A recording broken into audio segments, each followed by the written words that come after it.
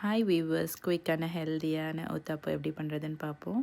ஒரு கண்டி மாவு எடுத்துக்கோங்க, வட்டமாக சின்ன தோசையாக ஸ்ப்ரெட் பண்ணிக்கோங்க. நறுக்கிய வெங்காயத்தை போட்டுக்கோங்க, நல்லா ஸ்ப்ரெட் பண்ணிக்கோங்க. துருவின கேரட்ஸ் போடுறேன். நெக்ஸ்ட்டு கொத்தமல்லி போட்டுக்கோங்க. பச்சை மிளகாய் வேணுன்றவங்க போட்டுக்கலாம், பட் இன்றைக்கி நான் பச்சை மிளகாய் போடல, அதுக்கு பதில் இட்லி பொடியை போட போகிறேன் காரத்துக்கு. நல்லா ஸ்ப்ரெட் பண்ணிக்கோங்க எல்லாத்தையும். இட்லி பொடியை நல்லா உங்களுக்கு தேவையான அளவு வேணுன்றதை போட்டுக்கோங்க. அப்புறம் ஒரு டீஸ்பூன் நல்லெண்ணெய் எடுத்து கொஞ்சம் மேலேயும் சைட்லேயும் விட்டுக்கோங்க. கிட்ஸுக்கு போடுறீங்கன்னா கீ போடுங்க, கீயும் இன்னும் செம்ம டேஸ்ட்டாக கொடுக்கும். அருமையான ஊத்தாப்பம் ரெடி. மூடி வச்சு திருப்பி கொடுங்க.